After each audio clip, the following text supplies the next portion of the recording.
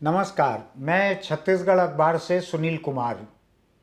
बातचीत के सिलसिले को आगे बढ़ाते हुए आज एक बड़े खास इंसान के साथ यहाँ मौजूद हूँ। इनकी खूबी यह है कि इन्होंने अखबार नवीसी से काम शुरू किया, जर्नलिस्ट रहे और जर्नलिस्ट रहते रहते कब ये एक्टिविस्ट में बदल गए ये लोगों को ठीक से समझ नहीं पड़ा। और बहुत से लोगों को ये लगता है कि जर्नलिस्ट एक्टिविस्ट भी हो सकते हैं या एक्टिविस्ट बनने के बाद भी जर्नलिस्ट रह सकते हैं। मेरा इस बारे में सोचना थोड़ा सा अलग रहता है, लेकिन हम लोग यहाँ मेरी सोच को डिस्कस करने के लिए, उस पर चर्चा के लिए आज यहाँ पे नहीं हैं। आज हम यहाँ पे नक्सल प्रभावित बस्तर में लगातार बरसों से खूब काम करने वाले शुभ्रांशु चौधरी, उनसे बात करने के लिए यहाँ पर हैं, उनके विचार जानने के लिए यहाँ पर हैं। और शुभ्रांशु और मैंने बरसों एक अखबार में साथ में काम किया है। उसके बाद इन्होंने कई साल हमारे अखबार के लिए एक वीकली कॉलम भी लिखा, साप्ताहिक स्तंभ लिखा। फिर ये धीरे धीरे एक्टिविस्ट की हैसियत से बस्तर के इलाके में दूसरी जगहों पर लगातार सक्रिय रहे। उनका शायद लिखना कम हुआ, शायद जर्नलिस्ट की हैसियत से उनकी पहचान धीरे धीरे खोने लगी और एक एक्टिविस्ट की उनकी पहचान बन गई। तो मैं अभी जर्नलिज्म के मुद्दे पे उनसे बात नहीं करने वाला हूँ, क्योंकि वो इतिहास हो गया है। और एक्टिविस्ट की हैसियत से, सामाजिक कार्यकर्ता की हैसियत से जो वो काम करते हैं, खासकर जो सबसे बेजुबान, सबसे सीधे सरल, सबसे ज़्यादा दबे कुचले बस्तर के आदिवासी हैं, उनके बीच में। और ये आदिवासी समुदाय वहाँ पे दो तरफ की बंदूकों के बीच जीता है। एक तरफ नक्सली हैं, एक तरफ सुरक्षा बल हैं, दोनों पर ज्यादतियों की तोहमत लगती हैं। उनके बीच में शुभ्रांशु की जगह कैसे निकली, ये वहाँ क्या काम करते हैं, क्यों करते हैं, आगे क्या करने का सोच रहे हैं, इन सब मुद्दों पर बात करने के लिए मैं और शुभ्रांशु यहाँ बैठे हुए हैं। नमस्कार शुभ्रांशु। नमस्कार सुनील जी।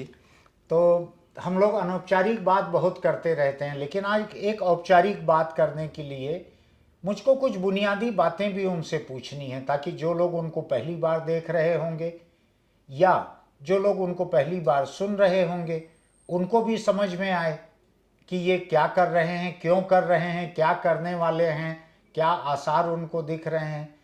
शुभ्र, आप अभी एक शांति यात्रा निकालने वाले हैं बस्तर में, और मुझको अगर ठीक याद पड़ता है तो पिछले वर्षों में आपने ऐसी यात्रा और भी निकाली है। इसका क्या मकसद है वहाँ पे शांति यात्रा का? दोनों तरफ बंदूकें तनी हुई हैं, दोनों कोई टस से मस होते नहीं दिख रहे हैं। तो आपको इसमें अपना स्कोप क्या दिखता है, अपनी खुद की जगह क्या दिखती है वहाँ? सुनील जी, ये समस्या 1967 में शुरू हुई। आज हम 2023 में हैं। 67 में भी हम वही करते थे, 5 किल्ड 7 इंजर्ड, और 23 में भी वही कर रहे हैं, 7 किल्ड 5 इंजर्ड। तो मैं जो करता हूँ इसको हम शांति पत्रकारिता कहते हैं, और उसी में एक्टिविज़म थोड़ा जुड़ा है। पिछले 5 सालों में बस्तर की स्थिति बदली है। बस्तर आज इस स्थिति में है कि अगर हम थोड़ा क्रिएटिवली काम करें और उसमें एक्टिविज़म भी आएगा तो ये नेपाल की तरह हल हो सकता है। अगर हम कुछ ना करें तो ये अफ़गानिस्तान जैसे गैंग वॉर की तरफ भी जा सकता है। तो ये हम सभी सोचने समझने वालों का काम है कि इस मौके का हम उपयोग करें। तो ये जो आपने कहा कि कल से हम लोग एक शांति यात्रा पर निकल रहे हैं, वो उसी सिलसिले की एक कड़ी है। ये अभी की शांति यात्रा जो है, इसका क्या रंग रूप है, क्या शेप है इसका?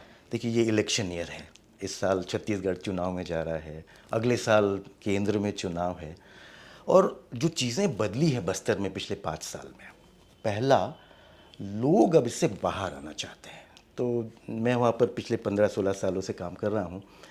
5-6 साल पहले लोगों ने बोलना शुरू किया कि अब हम इससे बाहर निकलना चाहते हैं। तो वो स्थिति पानी और मछली वाली जो है, तो पानी अब बाहर निकलना चाहता है, पहला। दूसरा, माओवादी जो नेतृत्व है वो यहाँ पर छुपने के लिए आया था, वो यहाँ क्रांति करने नहीं आया था। 1980 में चूँकि वो फेस टू फेस लड़ाई नहीं लड़ पा रहे थे बंगाल में और आंध्र में, इसलिए उन्होंने एक छुपने की जगह चुनी थी। अब उनके लिए तकलीफ की बात यह है कि जहाँ वो क्रांति करना चाहते हैं वहाँ वो ख़त्म हो गए, तो यहीं वो क्रांति करने लगे, तो वो बूढ़े हो गए और वो सेकेंड रंग लीडरशिप नहीं बना पाए।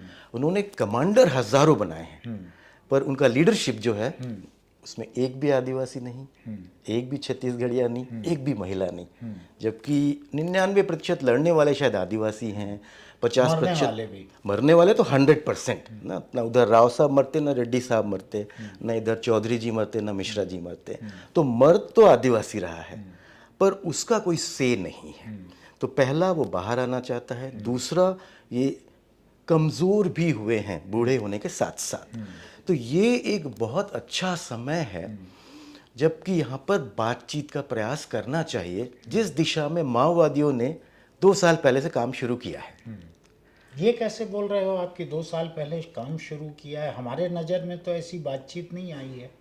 तो माओवाद के 2 सिद्धांत होते हैं। जैसे जब यहाँ 1980 में आए थे तो उस सिद्धांत को वो कहते हैं रियर एरिया, कि वो छुपने की जगह बनाते हैं। माओ ने कहा है कि प्रोट्रैक्टेड पीपुल्स वॉर, मतलब लंबा जनयुद्ध। पर माओ ने ही ये कहा है कि जब लंबा जनयुद्ध न चले तो संयुक्त मोर्चा कीजिए।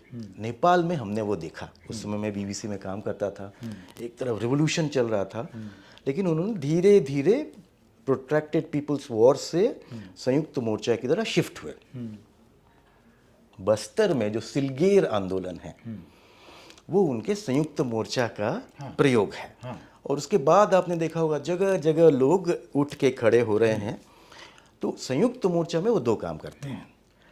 प्रोटेक्टेड पीपल्स वॉर में वो लड़ाई, सीधी लड़ाई लड़ते हैं ना, कि इलीगल लड़ाई, कि उखाड़ के फेंकना है। संयुक्त मोर्चा में वो लीगल डिमांड्स करते हैं। नेपाल में उन्होंने लोकतंत्र और धर्मनिरपेक्ष लोकतंत्र की मांग की।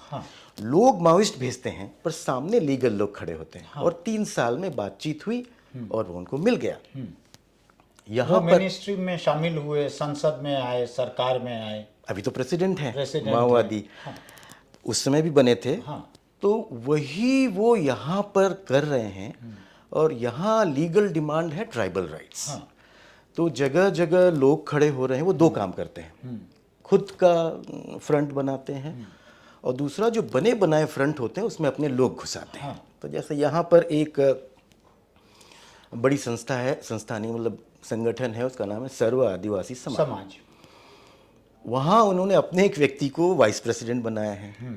वो लोगों को लेकर आते हैं और सामने कुछ लीगल लोग खड़े होते हैं और फिर वही व्यक्ति जो कि माओवादियों ने भेजा है वो आकर मुख्यमंत्री से बात करते हैं। तो यहाँ पर तो बातचीत भी शुरू हो गई है। ये बातचीत सर्व आदिवासी समाज की जो घोषित मांगे हैं, और सर्व आदिवासी समाज, अगर मुझको याद पड़ रहा है तो भानु प्रतापपुर के बाई इलेक्शन में इन्होंने अपना कैंडिडेट भी खड़ा किया था, 23,000 से कुछ ज़्यादा वोट भी पाए थे। तो वो तो ऑलरेडी मेन स्ट्रीम पॉलिटिक्स में आ चुके हैं। बिल्कुल। तो माओवादी की जो मांगे हैं वो भी मेन स्ट्रीम है। अभी वो बीच बीच में अपना पुछल्ला थोड़ा घुसा देते हैं कि यहाँ पे कैंप नहीं लगना चाहिए, यहाँ ये नहीं होना चाहिए, पर बाकी जो मांगे हैं लेकिन तो सारी कॉन्स्टिट्यूशनल हैं। जो हम बात कर रहे हैं, शांति की जरूरत तो सर्ववादी समाज से तो किसी शांति की जरूरत नहीं, वो तो ऑलरेडी शांत हैं। ये जरूरत तो उनसे है जो हथियार थामे हुए हैं। ऐसा ही है ना? बिल्कुल। देखिए हम लोग, आपने जो कहा था कि हमने इससे पहले भी पद यात्रा, साइकिल यात्रा की है, तो जो पिछली पद यात्रा हमने की उसमें माओवादियों ने एक पर्चा निकाला। तो उसके ऊपर में गाली गलौज कि ये तो पुलिस के एजेंट हैं, कॉर्पोरेट एजेंट हैं, पर नीचे कि हमने कब बातचीत से मना किया, पहला। दूसरा, वो एक नेता का नाम देते हैं कि गोपन्ना मरकाम, इसको सरकार क्यों नहीं छोड़ती है। तो 2 + 2 = 5, मतलब ऐसा लिखा तो नहीं है सीधे सीधे। हमें तो यही समझ में आया कि वो ये कह रहे हैं कि गोपन्ना मरकाम को छोड़ो, वो बातचीत करेंगे। फिर हम गोपन्ना मरकाम से मिलने गए, उन्होंने भी वही कहा। मैं समझता हूँ कि जनता शांति चाहती है, मैं, क्योंकि वो जेल में है। दूसरा, बराबरी का समाज बनाने का सपना हम कभी नहीं छोड़ सकते, पर उसी को प्राप्त करने के लिए आज की परिस्थिति में हम हिंसा का रास्ता छोड़ सकते हैं। उसके बाद सरकार ने 2 हफ्ते पहले गोपन्ना मरकाम को छोड़ दिया है। अभी 15 दिन पहले। तो दोनों तरफ से थोड़ी थोड़ी कोशिशें तो हो रही हैं। अब जैसे मैंने कहा कि नेपाल में 3 साल लगे कि वो संयुक्त मोर्चा की तरफ झुकाव हुआ। जैसे यहाँ पर आप देख रहे हैं हिंसा बहुत कम हुई है।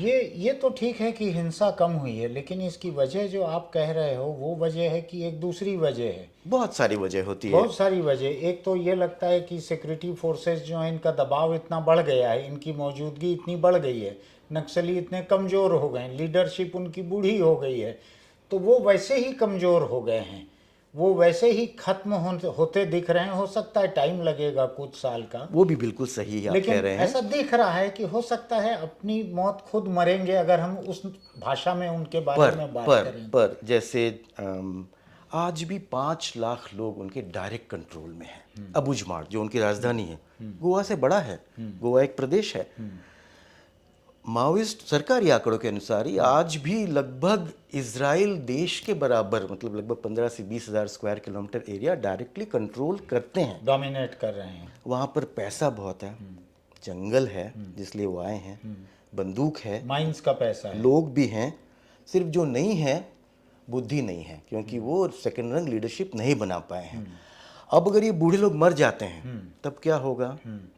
बाकी 4 चीज़ें तो हैं, ये लोग आपस में ही लड़ेंगे और पुलिस उससे बहुत खुश है। आप पुलिस के लोगों से बात कीजिए, अरे हमको 2 साल दीजिए, ये लोग आपस में ही लड़ेंगे, फिर हम एक को पैसा देंगे दूसरे को ख़त्म करने के लिए, दूसरे को पैसा देंगे तीसरे को ख़त्म करने के लिए। भैया बीच में लोगों का क्या होगा? अरे अपनी मोरालिटी मत लाइए, 8-10 साल में ये सब निपट जाएगा। हाँ। तो हो सकता है कि निपट जाए, हो सकता है कि और भी बुरा हो, कि एक भैया जिस इलाके में रहते हैं वहाँ गांजा होता है, गांजा धीरे धीरे कोकेन हो, कोकेन धीरे धीरे हेरोइन हो। एक जहाँ पर आपने कहा माइनिंग है, वो सीधे अडानी जी से, या कोई नाम लेने की ज़रूरत नहीं है, माइनिंग कंपनी से संपर्क कर लेंगे, जो अफ़गानिस्तान में हुआ है ना। तो वॉर लॉर्ड्स ये भी क्रिएट हो सकते हैं। अभी ये स्थिति है, माओवादी कमज़ोर हैं। लेकिन हिंदुस्तानी सरकार जो है, राज्य जो है हिंदुस्तान का, प्रदेशों का और देश का, ये आपको बहुत बड़ा नहीं लगता है कि उनके उनके रहते हुए, इतनी बड़ी सरकार के रहते हुए यहाँ पे कोई वार लॉर्ड्स बन सकते हों? ऐसा झारखंड में तो है, उसको आप रंगदारी टैक्स कहते हैं, तो वो तो कलेक्ट करते हैं। वो किस लेवल का, आप बिल्कुल सही कह रहे हैं कि ये हिंदुस्तान अफगानिस्तान नहीं है। यहाँ अफगानिस्तान ने तो अमेरिका को हरा दिया, भारत क्या चीज़ होती है, तो वो स्थिति यहाँ नहीं होगी, बिल्कुल सही है। लेकिन लोगों की हालत बहुत ख़राब होगी। अब मैं एक चीज़ समझना चाहता हूँ शुभ्रा, पहले भी निकाल चुके हो शांति यात्रा, अभी फिर निकालने जा रहे हो। आपको किसने कहा है इसको निकालने के लिए? आपके पास किसका एजेंडा है? किसकी ब्रीफ आप कैरी कर रहे हो? अगर अपन ऐसा समझें उसको, तो सरकार ने आपको कहा हो कि नहीं भाई आप बीच बचाव करो, मध्यस्थता करो, ये करो, नक्सलियों ने आपको कहा हो करो, आदिवासियों ने आपको कहा हो कि हम लोग थक गए हैं, पिस रहे हैं, दोनों तरफ से गोली खा रहे हैं और गाली खा रहे हैं और जेल में पड़े हुए हैं, लोगों ने कहा, मैं आप नहीं नाम जैसे नहीं, जान नहीं, नाम नहीं बता रहा हूँ, नाम है भी नहीं। हाँ, मैं 2005 से वहाँ पत्रकारिता कर रहा हूँ। जैसे हम और आप जो पत्रकारिता करते थे उसको मैं टॉप डाउन पत्रकारिता कहता हूँ। हम एक लोकतांत्रिक पत्रकारिता का प्रयोग कर रहे हैं कि जैसा हर आदमी वोटर हुआ है, पहले तो राजतंत्र था, राजा और प्रजा होती थी, वैसे ये भी मालिक, जर्नलिस्ट और रीडर, व्यूअर। तो लेकिन उसको 10 साल तक करते हुए लोगों ने कुछ नहीं कहा मुझे। मैंने जो कहा कि 5 साल पहले, 6 साल पहले यहाँ चीज़ें बदली हैं। जब हम वो उसकी बैठकें करते हैं तो उसमें लोगों ने कहना शुरू किया, भैया ये तो ठीक है, पर अब हम ये जो यहाँ चल रहा है उससे बाहर निकलना चाहते हैं। तो भाई निकलो, है ना। नहीं, आपको मदद करनी पड़ेगी। भाई हम कैसे मदद कर सकते हैं? हम तो पत्रकार हैं, आपको पत्रकारिता सिखा रहे हैं, बोलना सिखा रहे हैं, मोबाइल से कैसे रेडियो चलाना ये सिखा रहे हैं। नहीं, दादा लोग जो हैं अच्छे लोग हैं, पुलिस से तो अच्छे लोग हैं, पर ये जब हम बोलेंगे तो ये हमारा गला काट देंगे। अब 15-16 के बाद, जैसे आपने अभी कहा कि हिंसा कम हुई है, आप अगर आंकड़े देखें, सरेंडर्स शुरू होते हैं। पहले सरेंडर बड़े लोग के होते थे, हाँ। तेलुगु लोग करते थे, बड़े बड़े लोग तेलंगाना में। माओइस्ट में एट्रिशन रेट हमेशा 33% था। मतलब 100 लोग हैं तो 33 लोग हर साल निकल जाते थे, पर वो कभी पुलिस के पास नहीं आते थे। 15-16 ये मोदी जी से इसका कोई संपर्क नहीं है।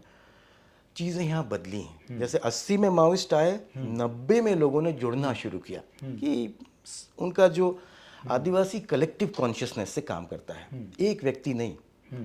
वही कलेक्टिव कॉन्शियसनेस जिसने 90 में ये बोला था कि आप जुड़ सकते हो, ये बोलना शुरू किया। मेरी ये समझ है कि अब इसको छोड़ने का समय है।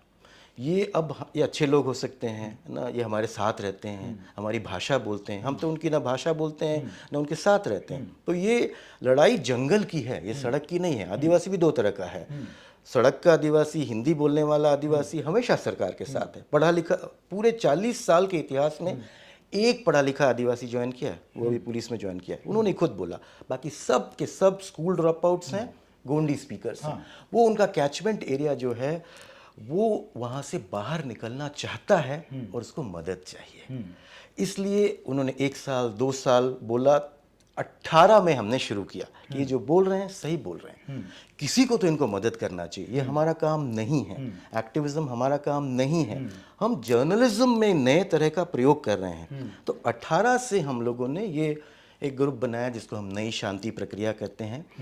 उसमें क्या करें कोई समझ नहीं है। तो 18 में गांधी जी का 150वीं जयंती की शुरुआत हो रही थी, तो हम लोगों ने कहा चलो 150 लोग, जिस तरह से आंध्र प्रदेश से ये लोग आए हैं, हम लोग भी पैदल चलते हैं। दोनों तरफ को ये बोलेंगे कि this is time to talk. तो 1 किया, 2 किया, 3 किया। अभी करने का कारण ये है, देखिए जून में बारिश आ जाएगी और बारिश के बाद चुनाव आ जाएंगे। तो समय अभी हमारे पास 2 महीने हैं। भीषण गर्मी होगी, पर हम अगले 2 महीने मतलब 15 अप्रैल से 15 जून पूरे बस्तर में और गढ़चिरौली और मलकानगिरी, जो दंडकारण्य माओइस्ट का इलाका है, गांव-गांव जाना चाहते हैं। और इसका एक गोंडी नाम दिया है, नाम है चैकले मांदी। इसका मतलब है सुख शांति के लिए बैठक। हम लोगों के साथ बैठेंगे कि भाई आपको क्या दुख है, आपको क्या सुख है, अगर दुख कुछ है जिसमें क्या हम लोग कुछ भागीदारी कर सकते हैं, क्या आप अकेले नहीं कर सकते हैं, तो क्या हम कुछ लोगों से मिला सकते हैं, ये हम करना चाहते हैं। यहाँ पे एक चीज़ मुझको समझना है शुभ्र, आपने अभी कहा कि सरकार और माओवादियों के बीच किसी एक मोर्चे के मार्फत बातचीत कुछ समय से चालू हुई है, चल रही है बातचीत, उनके लोग मिल रहे हैं, बात कर रहे हैं। तो जब उनके बीच अगर बातचीत हो रही है तो उसमें आपकी गुंजाइश कहाँ निकल रही है? बातचीत हो रही है, दोनों पक्षों को शायद ये समझ नहीं है। अच्छा। या एक पक्ष को तो कम से कम समझ है ही नहीं। अच्छा। पर मैं कह रहा हूँ कि बातचीत तो चल रही है कि मुख्यमंत्री कार्यालय में फला आदमी फला दिन आके इस बारे में बातचीत किया। ये व्यक्ति कौन है आप जानते हैं क्या? बाकी लोग जानते हैं, पर हो सकता है सरकार को समझ ना हो। तो उसको ही थोड़ा अमली जामा देने की ज़रूरत है। 2 साल से यहाँ पे संयुक्त मोर्चा का प्रयोग चल रहा है, वो भी बहुत समझ है यहाँ, मुझे समझ ऐसी नहीं है। तो चीज़ें हो रही हैं, चीज़ें बदल रही हैं और उसका उपयोग होना चाहिए। 3 साल बाद मैं कहता हूँ कि ये एक विंडो ऑफ अपॉर्चुनिटी है। 3 साल बाद जब इनके लीडर्स मर जाएंगे, जब ये 4-5 टुकड़े में बढ़ जाएंगे, तब आप एक से बात करेंगे, दूसरा नहीं मानेगा, दूसरे से बात करेंगे, तीसरा नहीं मानेगा, तब बातचीत के लिए भी कोई स्कोप नहीं रहेगा। और जैसे सरकार यहाँ कहती है कि ये अपने आप ख़त्म हो जाएंगे या एलटीटी के जैसे इनको ख़त्म कर देंगे, वो भी बहुत ज़्यादा संभव यहाँ नहीं दिखता है मुझे। लेकिन दूसरे कुछ राज्य हैं जहाँ पे नक्सली तकरीबन खत्म हो चुके हैं, अब शायद किताबों में है वहाँ पर वो। जी, बंगाल से वो आंध्र आए, आंध्र से वो छत्तीसगढ़ आए। तो बंगाल में तो पूरी तरह से ये एक इतिहास बन गए हैं, इनका न वर्तमान है न भविष्य है कुछ। अब छत्तीसगढ़ की बात है, पुलिस और दूसरी सिक्योरिटी एजेंसीज दावा करती हैं कि हम इनको कुछ साल में ख़त्म कर देंगे। लेकिन मैं इन सवालों के साथ ये क्लियर कर दूं कि मैं हमेशा शांति वार्ता की, मध्यस्थता की वकालत करते रहा हूँ, अभी भी करता हूँ, मैं अभी भी ज़रूरत मानता हूँ। मेरा मानना है कि 2 साल में सरकार ख़त्म करेगी, लेकिन 2 साल में 200 बेकसूर आदिवासी मारे जाएंगे। बिल्कुल। उन मौतों को क्यों लाया जाए, क्यों नहीं उनको टाला जाए, क्यों नहीं उसको रोका जाए? मैं वकालत करता हूँ शांति वार्ता की, लेकिन मैं ये समझना चाह रहा हूँ कि अगर सरकार और उनके बीच ऑलरेडी एक कोई बफर ऐसा बन गया है कि जो किसी दूसरे मंच के नाम पे, किसी दूसरी शक्ल में, दूसरे मुद्दों को लेके, दूसरे लेटर हेड पे अगर इन दोनों के बीच बात हो रही है, तो आपकी ये कोशिश जो है, इससे वो बातचीत जो है उसमें नुकसान नहीं पहुंचेगा क्या? फोकस डाइवर्ट नहीं होगा क्या आपके तरफ? बातचीत दरअसल हो नहीं रही है, बातचीत तो हो रही है, लोग बैठे हैं टेबल पर, और जो मांगे हैं वो भी जायज़ मांगे हैं, संवैधानिक मांगे हैं, पर सरकार नहीं मान रही है। जैसे मैं आपको एक उदाहरण दूं, कोलंबिया में माओवादी आंदोलन था, पहले हमने नेपाल की बात की। कोलंबिया में जो राष्ट्रपति हुए, पहले वो डिफेंस मिनिस्टर थे, उनका नाम था सैंटोस। उनको ये समझ में आ गया कि मिलिटरीली इसको ख़त्म नहीं किया जा सकता ना, क्योंकि उनकी जो डिमांड्स है काफ़ी तो लीगल हैं।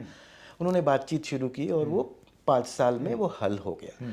यहाँ भी हमको एक सैंटोस की ज़रूरत है कि माओवादी की जो 10 मांगे हैं या उनके फ्रंट ऑर्गेनाइजेशन की जो 10 मांगे हैं, उसमें से 3 मांगे तो मांगनी पड़ेगी आपको। 3 शायद लीगल ना भी हों, 3 शायद जायज़ ना भी हों।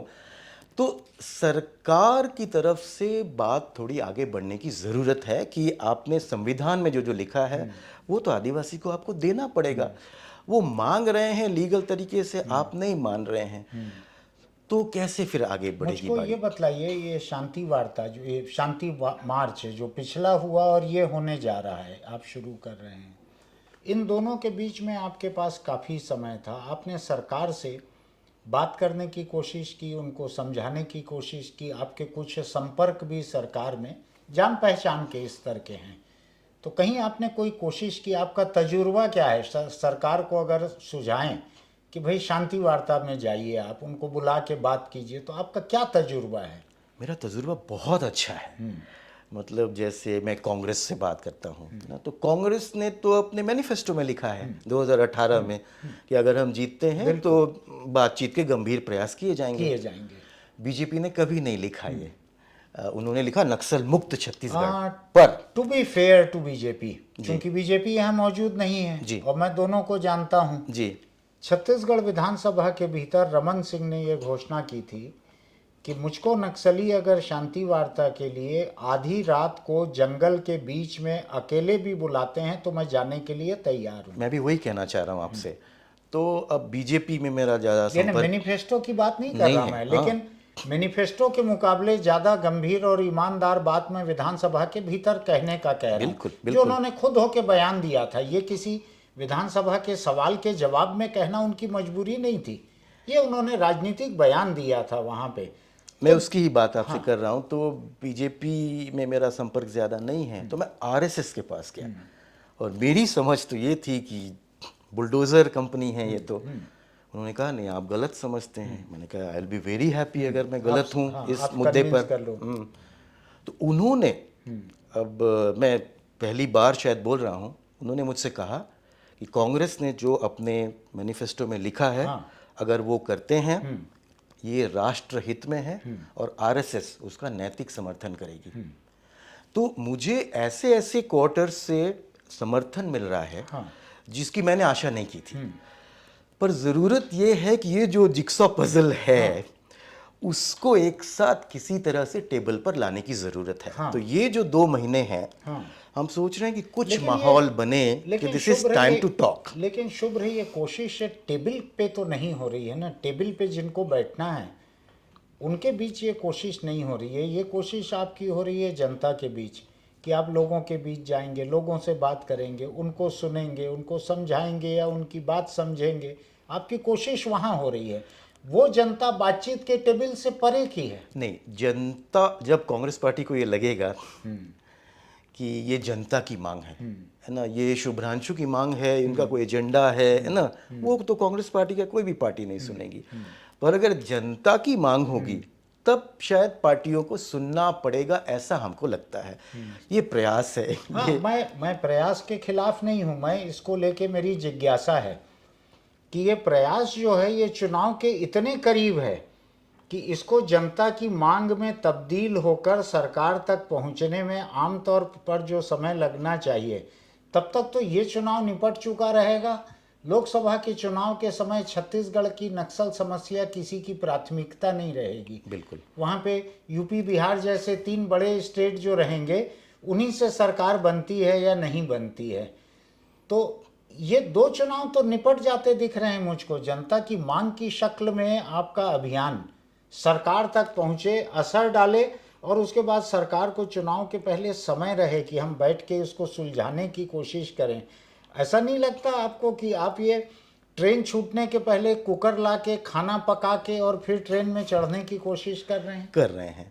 पर शायद नहीं से थोड़ा सा बेहतर मैं है। हम खिलाफ कहते नहीं हैं हूं कि उसके। इस अशांति को लेके यहाँ पूरी शांति है, वायलेंस को लेके यहाँ पूरा साइलेंस है। हम इस चुप्पी को थोड़ा सा तोड़ने की कोशिश कर रहे हैं। हमारे में तमाम ये सारी कमियां हैं, आपने जो बात कही ना, पर अभी 2 महीना है। हम एक नैरेटिव बनाना चाहते हैं कि this is time for dialogue, this is time to come 2 steps behind to both. ये कोशिश पिछले 4 साल में कितने बार आपने की ये नैरेटिव बनाने की? ये सरकार तो 4 साल से ज़्यादा, 4.25 साढ़े 4 साल हो गया है इसको। तो 2018 2 अक्टूबर को हम लोगों ने शुरुआत की थी। और देखिए, चुनाव के समय में ही कुछ कुछ थोड़ा होता दिखता है, वो भी होता नहीं है। जैसे एक उदाहरण मैं दूं कि बस्तर से 55,000 लोग विस्थापित हो गए इसी हिंसा के कारण आंध्र और तेलंगाना में रहते हैं 2019 में। 2018 में चुनाव के पहले ही हम लोगों ने पहली पदयात्रा की थी। फिर 19 में हमने उनसे कहा कि चलो नई सरकार बनी है, हम लोग साइकिल लेकर चलते हैं। 300 लोग 300 किलोमीटर साइकिल चला के रायपुर आए। हम 3 दिन बैठे रहे। मुख्यमंत्री के पास मिलने के लिए भी समय नहीं था। तो अब उनकी स्थिति और भी खराब हुई है। तो पिछले साल 22 में किसकी? जनता की कि मुख्यमंत्री? जनता की। हाँ। क्या है, तेलंगाना की सरकार, उन्होंने जो जंगल काटा था उसमें वो प्लांटेशन कर दे रहे हैं। मतलब जमीन तो थी नहीं, पर अब वो वहाँ बसना भी मुश्किल है। माओवादी नहीं चाहते कि वो वापस आए। कोई भी आने की कोशिश करता है उसको मार डाल रहे हैं। तो क्या करे भैया, तो दिल्ली चलते हैं। तो चलो भैया दिल्ली चलते हैं। वो क्यों मैं वापस नहीं आने देना चाह रहे हैं वो लोग? ये अब वो माओवादी को पूछना पड़ेगा। मैंने जो सुना आपकी है, अंडरस्टैंडिंग क्या है? मुझे कुछ पत्रकारों ने ये बताया कि हमने उनसे पूछा और उन्होंने कहा कि ये 15 साल से पुलिस के साथ है, तो वो लौटेंगे तो पुलिस का काम करेंगे। ऐसा उन्होंने कहा। तो 22 में जब हम दिल्ली जा रहे थे तो रायपुर, चूंकि स्टेशन वहीं पकड़ना पड़ता है, थोड़ी सी लंबी कहानी है। एक ये पॉइंट क्लियर करना जरूरी है। मेरी अंडरस्टैंडिंग ये है कि जब ये लोग बस्तर छोड़कर बाहर गए तो उस वक्त तो ये बात भी हुई थी कि पुलिस ने भी इन लोगों को भगाया है बाहर। बिल्कुल। तो 3 तरह के लोग हैं वहाँ पे। पुलिस ने भगाया है, फिर भी ये पुलिस के आदमी हैं, ये थोड़ा अटपटा नहीं है? इसमें उस बात में कोई दम नहीं है। मैंने एक बताया कि वो उन्होंने एक उत्तर सुना था। तो मैं जो उस कहानी को जारी रखता हूँ कि मुख्यमंत्री कार्यालय में हमने सिर्फ थोड़ा सा संदेश दिया कि हम दिल्ली जा रहे हैं। मुख्यमंत्री ने न सिर्फ बुलाया, वादा किया कि आप लोग अगर वापस आना चाहते हैं तो शांत जगह में हम आपको 5-5 एकड़ जमीन देंगे। मैं बोल रहा हूँ कि 19 में वही मुख्यमंत्री मिलते भी नहीं हैं, 22 में वही मुख्यमंत्री, जबकि हम उनसे मिलने नहीं आ रहे थे, हम तो दिल्ली जा रहे थे। उन्होंने बस करके हमको ट्रेन में भी चढ़वाया, वादा किया, पर हम में इतनी ताकत नहीं है कि हम उसको लागू करवा सकें। तो मैं कहना ये चाहता हूँ कि लोकतंत्र में चुनाव एक अच्छा मौका होता है जब कुछ प्रेशर डाला जाए। तो अगर बस्तर की जनता जाग कर कुछ बोलती है कि this is time for talk, this is time for dialogue, तो शायद पॉलिटिकल पार्टीज उसको इग्नोर नहीं कर पाए। जैसे आरक्षण एक ऐसा मुद्दा है जिसको कोई भी पॉलिटिकल पार्टी अभी इग्नोर नहीं कर सकती है। शांति यहाँ मुद्दा ही नहीं बना है, टॉक्स यहाँ मुद्दा ही नहीं बना है, क्योंकि मरने वाले लोग रायपुर के नहीं हैं, मरने वाले लोग जगदलपुर के भी नहीं हैं, और वो जो आदिवासी नेता हैं उनके लिए भी ये मुद्दा नहीं है। तो मैं आदिवासी नेताओं से मिलता हूँ, नहीं जब ये आएंगे जब वो आएंगे। मैंने कहा पका पकाया खाना तो नहीं मिलता है दादा, कोशिश करनी पड़ती है। उस कोशिश तो जैसे मैंने कहा कि अशांति को लेके पूरी शांति है, उसको तोड़ने की जरूरत है। एक बात बतलाओ आप कि बस्तर की जैसे इलाके में, कॉन्फ्लिक्ट जोन में जो लोग बाहर से जाकर काम करते हैं, पत्रकार रिपोर्टिंग के लिए जाते हैं, वो तो जल्दी लौट के आ जाते हैं। जो भी सोशल वर्कर, एक्टिविस्ट वहाँ जाके काम करते हैं, उनको पुलिस संदेह से देखती है कि ये नक्सलियों के साथ है जी। नक्सली मान के चलते हैं कि ये पुलिस का दलाल है, एजेंट है, पुलिस के लिए काम कर रहा है, और लोग कंफ्यूज हैं कि ये इधर का है कि उधर का है। और बाकी लोग जो इन दो तबके में नहीं है, ये मान के चलते हैं कि ये एनजीओ वाले लोग हैं, इनको देश विदेश कहीं से पैसा मिला होगा, फंड मिला होगा, तो पैसा खाने कमाने के लिए ये लोग काम करते हैं। तो ऐसी अविश्वसनीयता के बीच में वहाँ काम करना कैसा है? ये हर जगह ऐसा ही है सुनील जी। मतलब आप जैसे 4-5 जगह हैं जहाँ पे माओवादी आंदोलन रहे हैं या हैं, जैसे फिलीपींस में मैं कल बात कर रहा था कि बातचीत की शुरुआत फिर से शायद वहाँ हो रही है। पेरू में उनको एलटीटी की तरह ख़त्म कर दिया। कोलंबिया में क्या हुआ, नेपाल में क्या हुआ, हर जगह यही स्थिति है। और मैं उन लोगों से बात करता हूँ जो अभी जो मैं एक्टिविज्म कर रहा हूँ उस तरह का काम करते हैं, तो only advice they give, stay put, है ना। ये आपको उधर वाला बोलेगा, वो आपको उधर वाला बोलेगा, ये हर जगह होता है। पर अगर आप समझते हो कि जो काम आप कर रहे हो, जैसे आपने कहा 200 जाने जाएंगी, एक जान भी अगर बचे इधर से या इधर से, हम अपने आप को सफल मानेंगे। और यहाँ पर एक बहुत बढ़िया मौका है बहुत सारी जानें बचाने का। आप कोबरा भेजेंगे, अब कोबरा को इंटेलिजेंस देना पड़ेगा ना, आंख देना पड़ेगा, वो हम दे नहीं पा रहे हैं। गोंडी में हम काम नहीं करते हैं। मैं अब एक अंडरस्टैंडिंग ये चाहता हूँ कि आप बात तो करने के लिए जा रहे हो स्टेट गवर्नमेंट से कि स्टेट गवर्नमेंट तक बात पहुँचे, लेकिन नक्सल वाला मुद्दा जो है ये आधा दर्जन राज्यों में कमोबेश मौजूद है। बात घूम फिर के सेंट्रल गवर्नमेंट के ऊपर आती है। सेंट्रल गवर्नमेंट, जैसा कि आपने आरएसएस का बतलाया, लोगों का मानना है कि बीजेपी ज़्यादा हार्ड लाइनर है इसमें, वो और नहीं चाहेगी बात करना, वो तो और दूर बैठी है मोर्चे से। ये सरकार तो फिर भी यहाँ सलामी देती है, उनको सलामी देने भी नहीं आना पड़ता दिल्ली से यहाँ। तो ये सरकार अगर चाहेगी भी, मान लीजिए, तो ये छत्तीसगढ़ सरकार के हाथ में कितना है और सेंट्रल गवर्नमेंट के हाथ में कितना है? ये शुरुआत तो होनी पड़ेगी ना। पिछली बातचीत की शुरुआत आंध्र में हुई, वहाँ भी कांग्रेस की सरकार थी, उस समय भी बीजेपी की सरकार थी केंद्र में। इसी बीजेपी की सरकार ने बोडोज के साथ में, मतलब ये वाली बीजेपी की सरकार नहीं, पिछली सरकार ने के साथ पीस किया। वहाँ कांग्रेस की सरकार थी जिसने ये वादा किया था, हितेश्वर सैकिया शायद थे, कि हम जीतेंगे तो बातचीत शुरू करेंगे। तो मुश्किलें तो हैं, मुश्किल नहीं रहेगी तो फिर तो कब का हल हो गया होता। मुश्किलें हर तरह की हैं, लेकिन कोशिश करनी चाहिए, और ये कोशिश करने का बहुत अच्छा समय है। मैं आज से 3 साल पहले भी नहीं बोलता कि ये अच्छा समय है, और आज से 3 साल बाद भी नहीं बोल पाऊंगा कि ये अच्छा समय है। हमको समझ बूझकर काम करने की ज़रूरत है। यहाँ कांग्रेस की सरकार है, वहाँ बीजेपी की सरकार है। आपने कहा कि पिछली बार जब दिल्ली जा रहे थे तो मौजूदा मुख्यमंत्री, शायद भूपेश बघेल के बारे में आप कह रहे थे कि उन्होंने रोका कि अपन बात करते हैं ये विस्थापितों से, विस्थापित, और उन्होंने बात की, कई घंटे बात की, और वादा उसके किया। बाद शायद ये घोषणा भी हुई कि जी, पहले इंस्टॉलमेंट के रूप में 1000 लोगों को या 100 लोगों को यहाँ ला के बसाया जाएगा, ऐसा कुछ बात हुई थी। 100 का उन्होंने कहा, 154 लोगों ने तुरंत नाम दिया। 1 साल हो गए, कुछ भी नहीं हुआ अभी तक, कुछ भी नहीं। 4 अप्रैल को उन्होंने वादा किया था, तो 4 अप्रैल को 10 साथी फिर आए, फिर से मिलने की कोशिश की, समय भी नहीं मिला। तो हमारे पास वो ताकत नहीं है कि हम दबाव डाल सकें। पर मैं उदाहरण आपको ये दे रहा था कि 19 और 22 में क्या फर्क है। ये लगता है कि चुनाव जब करीब होगा, जब वोटर जो है, वोटर की एक बड़ी गिनती जी, जब सरकार को अपना रुख दिखाएगी। सर्व आदिवासी समाज की बात आपने कही, सर्व आदिवासी समाज इस मुद्दे को उठा ले तो ये उठ जाता। लेकिन सर्व आदिवासी समाज को आरक्षण में इंटरेस्ट होना चाहिए, और है, वो मुद्दा बना है। लेकिन ये 50,000 लोग जो बाहर गए वो तो वोट भी नहीं डालेंगे। और ये 50,000 लोगों का विस्थापन यहाँ के बड़े आदिवासी नेताओं के लिए मुद्दा नहीं है, इसलिए सरकार के लिए मुद्दा नहीं है।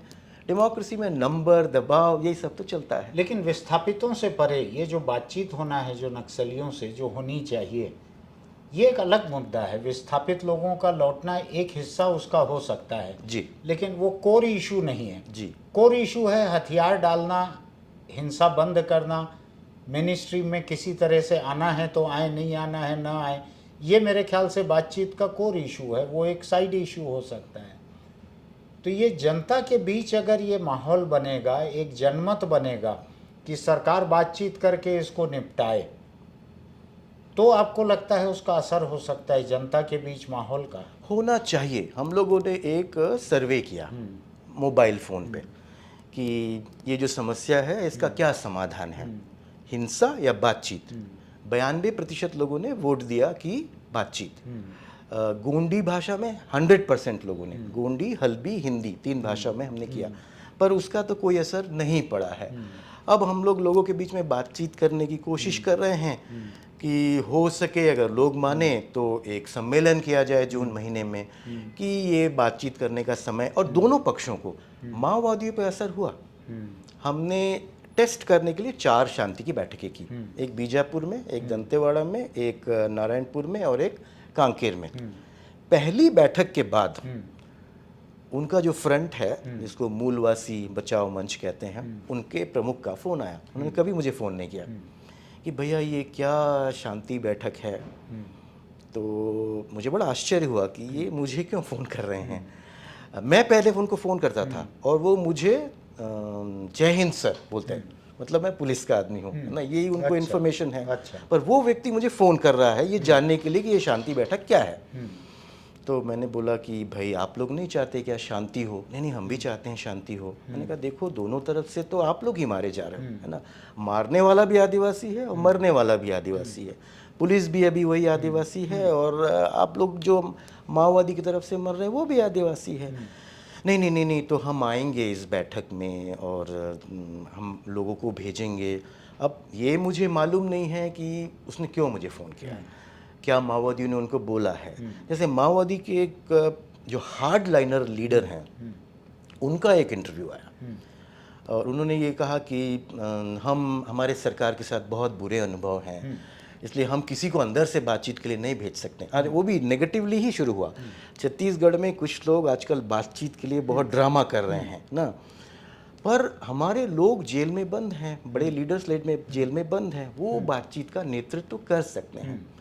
तो मुझे लगता है कि उनकी तरफ से तो इंडिकेशन है। अब सरकार को पहल करनी चाहिए, जो कि दबाव बनाने की ज़रूरत लेकिन है। शुभ्र, आपका तो सरकार के बहुत ही की पोजीशन पे बैठे हुए लोगों से व्यक्तिगत संबंध है, बरसों से संबंध है, 10, 20, 25 साल से। वो संपर्क कहीं काम नहीं आ रहे हैं क्या? ये राजनीतिक चीज़ें हैं और सारी राजनीतिक शक्तियाँ एक साथ होंगी तभी ये संभव होगा, ऐसा मुझे लगता है। उसके लिए थोड़ा प्रयास करना चाहिए, और जैसे सर्व आदिवासी समाज अगर इसको उठा लेता है तो एक दबाव बनेगा। आपकी सर्व आदिवासी समाज से किसी तरह की बातचीत है क्या? लगातार बातचीत होती रहती है। होती सर्व रहती है। आदिवासी समाज के प्रमुख से, नाम नहीं लूँगा, पिछले हफ्ते भी बात हुई, मैंने उनको ये आरएसएस वाली कहानी बताई।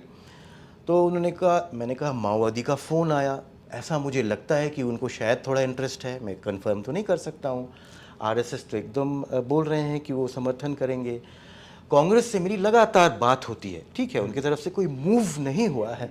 नहीं, जब तीनों आ जाएंगे तब हम करेंगे। मैंने कहा इसके लिए प्रयास करने की ज़रूरत है। हाँ। तो यहाँ का जो जर्नलिज्म का वर्ल्ड है, यहाँ के सिविल सोसाइटी है, मुझे लगता है सभी फोर्सेस को इकट्ठा होने की ज़रूरत है। देखिए, नागालैंड में नागा मदर्स एसोसिएशन ने वो रोल प्ले किया, कोलंबिया में विक्टिम्स ऑर्गेनाइजेशन ने वो रोल प्ले किया। विक्टिम्स 2 तरह के हैं, माओइस्ट विक्टिम, स्टेट विक्टिम। उन्होंने, सरकार ने एक प्रयोग किया कि विक्टिम्स को एक प्लेटफॉर्म में लाया और लोगों ने कहा कि मेरा पति लाल गोली से मरा कि हरा गोली से मरा, इसका भी घर बर्बाद हुआ, मेरा भी घर बर्बाद हुआ, और वो हिंसा की राजनीति के कारण हुआ। They stood up. तो ऐसी तरह तरह, अब हम आज 25वां साल मना रहे हैं आयरलैंड का, बिल्कुल, में शांति हुई। वहाँ की कहानी जो मैं सुनता हूँ, बिल्कुल। प्रोटेस्टेंट और कैथोलिक दोनों मदर्स इकट्ठा हुई कि बेटे हमारे मर रहे हैं, बिल्कुल। वो इधर के मरे चाहे उधर के मरे। तो यहाँ पर भी पॉजिटिव फोर्सेस को इकट्ठा होना पड़ेगा, एक माहौल बनाना पड़ेगा, एक नैरेटिव बनाना पड़ेगा। उस दिन बेलफास्ट में था जिस दिन आर्म ड्रॉप हुआ उस दिन। क्या बात है। हाँ, और बिल क्लिंटन उसी होटल में रुक के 4 दिन पहले ही लौटे थे। अभी बाइडेन वहाँ हैं, अभी गुड बाइडेन फ्राइडे वहाँ पे मीटिंग हैं। वहाँ। तो वो यानी आर्म्स ड्रॉप जो है वो गुड फ्राइडे साइनिंग के कुछ समय बाद हुआ था। मैं इसी को पॉलिटिकल अनरेस्ट को स्टडी करने वहाँ गया था और मेरे पहुँचने के पहले वो रेस्ट हो गया था। तो नेपाल को हमको स्टडी करना चाहिए, बेलफास्ट को स्टडी करना चाहिए, कोलंबिया को स्टडी करना चाहिए, फिलीपींस को स्टडी करना चाहिए। हम कॉपी पेस्ट नहीं कर सकते हैं, पर सब तरफ थोड़ी थोड़ी सीख है। और मैं घूम फिर के उस सवाल पे वापस आ रहा हूँ कि सरकार में आपके संपर्क हैं कांग्रेस से, जैसा कि आप कहते हैं कि भाजपा के मुकाबले कांग्रेस से आपकी बातचीत ज़्यादा होती है, संपर्क हैं शायद इसलिए ज़्यादा होती है। इनको आप इनका मैनिफेस्टो याद नहीं दिला रहे हैं क्या? तो इसी के लिए तो ये कल से हम बैठक कर तो रहे हैं मैनिफेस्टो गांव में थोड़ी याद दिलाना है, मैनिफेस्टो तो आपको राजधानी में याद दिलाना है। राजधानी में तो याद दिलाते ही हैं, पर मैनिफेस्टो लिखने वाले यहाँ हैं, उसको घोषणा करने वाले यहाँ हैं, उस पे अमल तो करने दबाव वाले आपको बनाना है राजधानी में, हम गांव में। तो हम मदनवाड़ा से ये शुरू करना चाहते हैं। मदनवाड़ा आपको पता है, यहाँ पे 30 पुलिस के जवान, मेरे दोस्त शहीद हुए थे, विनोद चौबे जी ना, तो हम उस गांव से शुरू करना चाहते हैं कि बैठें कि भैया आप लोगों ने 30 लोगों को मार दिया, आप लोगों ने नहीं मारा ना, इन लोगों ने 130 मार दिया, फिर आप ये बतलाओ शुभ्र, बहुत सारे लोगों का ये मानना है कि आप, बहुत सारे हैं ना, एक तबके का ये मानना है, हर तबके का एक मानना नहीं होता, कि माओवादी इतने कमज़ोर पड़ रहे हैं कि अब सस्टेन नहीं कर सकते सिक्योरिटी फोर्सेस के सामने, अब टिके रहना मुश्किल है। तो उन्होंने शुभ्र को सामने किया है ताकि एक ऐसा इंतजाम किया जाए जिसमें इज्जत ढकी रह जाए और समर्पण करने के बजाय एक बातचीत का माहौल बन जाए। सुनील जी, एक जान भी बचेगी तो हम सफल हैं ना। ये अगर सफल होता है तो हम बहुत सारी जानें बचा पाएंगे ना। आप कोबरा फोर्स भेजेंगे, वो कोबरा 25 गलत लोगों को ही नहीं, मारेगा। आपने मेरे मुद्दे का जवाब नहीं दिया कि क्या आप नक्सलियों के कहे हुए ये काम कर रहे हो मैंने कि तो हम लोग कमज़ोर पड़ रहे हैं? मैंने तो आपको उत्तर दिया कि हम लोगों के कहने पे ये काम कर रहे हैं। लोग मदद चाहते हैं, उनको एक डूबते को एक तिनके का सहारा चाहिए। ये लोगों में नक्सली भी शामिल हैं क्या? नहीं, तो नक्सलियों के साथ मैं पहले उनके साथ बहुत समय बिताता था। I was in their good book ना, वो मुझे बुलाते थे, पर जैसे ही मैंने एक किताब लिखी उसके बाद से वो मुझे पसंद नहीं करते हैं, तो उसके बाद से मेरा उनके साथ कोई संपर्क नहीं था। पर वो राजनीतिक लोग हैं, वो कोई गुंडे मवाली नहीं हैं या डाकू भी नहीं हैं कि जिनका समर्पण कराना है। जैसे ही हमने पदयात्रा शुरू की, उन्होंने मेरे से संपर्क किया, और जैसे आपने बताया कि कांग्रेस के लोगों को मैं जानता हूँ, उनको मैंने दिखाया कि भाई ये लोग मुझे संपर्क कर रहे हैं, और इसलिए कर रहे हैं क्योंकि वो ये चैनल भी खुला रखना चाहते हैं। तो वो लोग लगातार मेरे से संपर्क में हैं और मेरे से लगातार उनकी बातचीत हो रही है। जैसे अभी पिछले थोड़े दिन पहले ही उनके एक टॉप मोस्ट लीडर ने, मैं ये ओपनली ही बोलता हूँ कि आजकल तो शुभ्रांशु जी आप हमारे मैसेज का जवाब नहीं देते हैं। तो मैंने बोला कि भाई आप तय कर लीजिए कि मेरे को मारना है या बात करना है। तो क्या मतलब हुआ क्या? अभी पत्रकारों ने बताया, तो ये हम लोग जब दिल्ली गए तो एक लड़का जो लीडरशिप ले रहा था विस्थापितों से, वो जैसे ही लौट के आया माओवादियों ने उसको मार दिया। तो एक पत्रकार ने मुझे बताया कि दादा थोड़ा सावधान रहिएगा, वो लोग बड़ा बोस्ट कर रहे थे कि आपके एक लड़के को मारा है और अगली बार आपको मारेंगे। नहीं ये तो झूठ है ना। मैंने कहा भाई इस पत्रकार ने ये नाम है बोला और किसके किसके सामने ये बात हुई थी, ये सब भी बताया। फिर एक पर्चा निकाल के दिया कि ये झूठ है, ऐसा वैसा।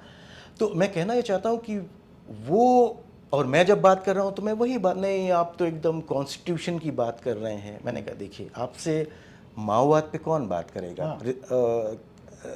क्या इसके आप जो लाना चाहते हैं रिवोल्यूशन पे कौन बात करेगा? बात कोई अगर करेगा तो ट्राइबल राइट्स पे ही करेगा। आप एक लैंड राइट्स मूवमेंट थे बंगाल में या तेलंगाना में, यहाँ पर आप छुपने के लिए आए जंगल में। तो यहाँ जंगल और आदिवासी ही आपके साथ हैं और उनका ही मुद्दा एकमात्र मुद्दा है।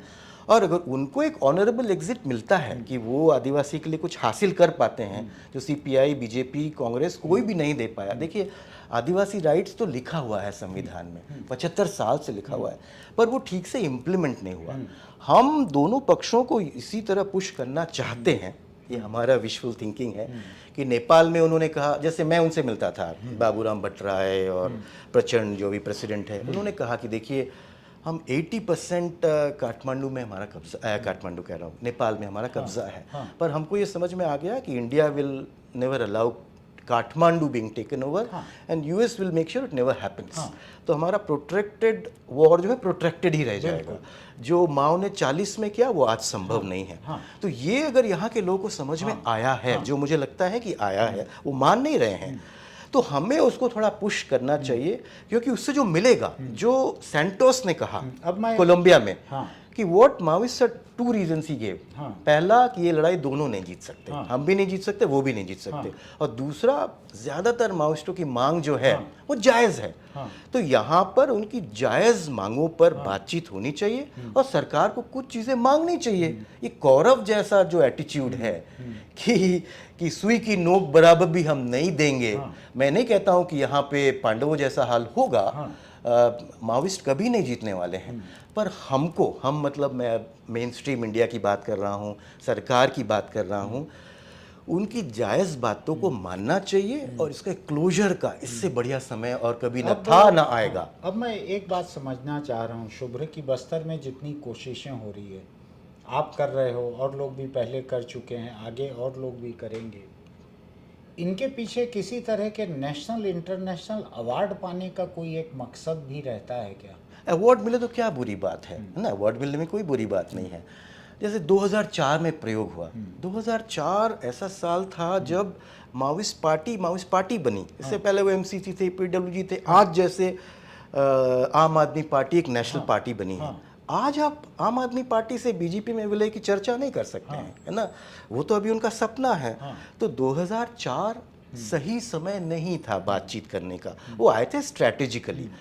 आज कमज़ोर हैं, वो ख़त्म होने वाले हैं, और सबकी उम्र 70-75 हो गई है, सेकेंड रंग लीडरशिप नहीं बना पाए हैं। तो ठीक है, कुछ नेगेटिव्स भी होंगे। आज एक बहुत अच्छा समय नोबेल पीस प्राइज जीतने का है, वो जिसको भी मिले, है ना। सैंटोस को मिला था, नरेंद्र मोदी को मिल सकता है। जो आपने कहा कि सेंटर का क्या इंटरेस्ट नहीं, होगा। मैं तो वहाँ काम करने वाले एक्टिविस्ट लोगों के बारे में पूछ रहा हूँ, जैसे आप हैं और लोग हैं जो बस्तर में काम करते हैं।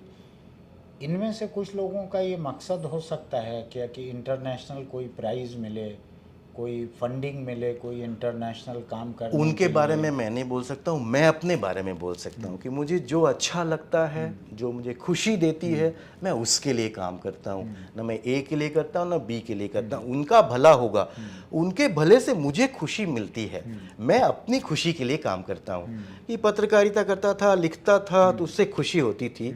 अब लिखने की बजाय लोगों को लिखना सिखाना शुरू किया, पर उनके तकलीफ को दूर करके मुझे अगर खुश, तो मैं अपनी खुशी के लिए, अपने सुख के लिए काम करता हूँ। उसके टेंजेंट्स हो सकते हैं, कोई अगर मेरे को अवार्ड देगा तो मैं मना थोड़ी करूँगा, पर अवार्ड के लिए कोई काम करता है, पता नहीं, मुझे करते होंगे। मैं अपनी खुशी के लिए काम करता हूँ, अपने सुख के लिए काम करता हूँ। जो और कुछ लोग वहाँ काम कर रहे हैं बस्तर में, जैसे कुछ वकील काम कर रहे हैं और कुछ लोग काम कर रहे हैं, पीस प्रोसेस को लेके इनके साथ कोई आपका तालमेल या बातचीत है क्या?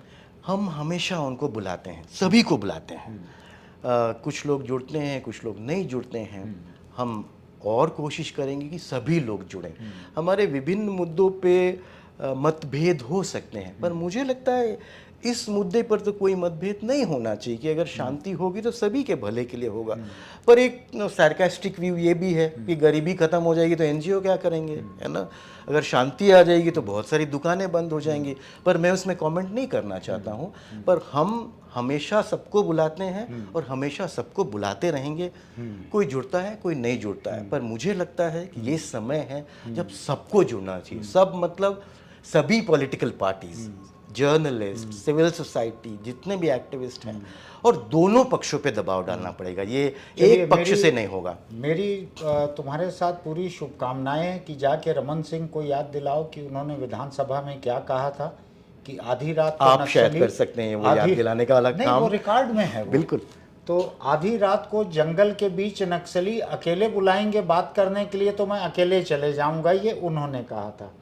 कांग्रेस का आपको मुझको दोनों को याद है, उन्होंने इलेक्शन मैनिफेस्टो में कहा था कि हम शांति वार्ता की गंभीर कोशिश करेंगे, जो थोड़ा वेग टर्म है। गंभीर कोशिश आप किसी को भी बोल सकते हो, लेकिन फिर भी आपके हाथ में कुछ तो है, एक दस्तावेज है उनको याद दिलाने के लिए कि अब तो टर्म पूरा होने को है।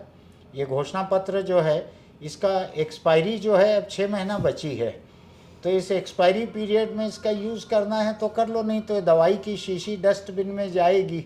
तो आप इन दोनों को भी याद दिला सकते हैं यात्रा पे निकलने के पहले या यात्रा के दौरान या लौट कर।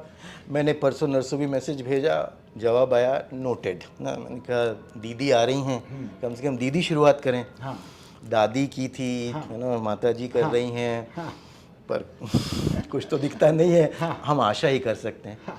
तो मेरी शुभकामनाएं हैं तुम्हारे साथ कि तुम अपने मकसद में कामयाब हो, ये शांति यात्रा कामयाब हो, शांति कायम हो, लाशें गिरना बंद हो, लोग चैन से जी सकें, जो सरहद पार गए हैं दूसरे प्रदेशों में वो लौट सकें। तो आप मेरा अपने मकसद नहीं है, हम सभी का मकसद है, बिल्कुल, तो मानवता का मकसद है कि ये हिंसा बिल्कुल, खत्म हो तो और इस शांतिपूर्ण बिल्कुल, बस्तर बने। तो आपकी ये यात्रा कामयाब रहे, इसके लिए मेरी शुभकामनाएं हैं। बहुत बहुत धन्यवाद। और आप पूरा करके आइए, उसके बाद हम फिर इस बारे में बात करेंगे। क्या और आप आपका इसके बारे में तजुर्बा है? और लिखिए, क्योंकि बिल्कुल। ये माहौल नैरेटिव हाँ, बनाने की हाँ, ज़रूरत है हाँ, कि दिस इज़ टाइम हाँ, टू टॉक, दिस इज़ बिल्कुल। टाइम फॉर डायलॉग, फॉर ठीक, पीस।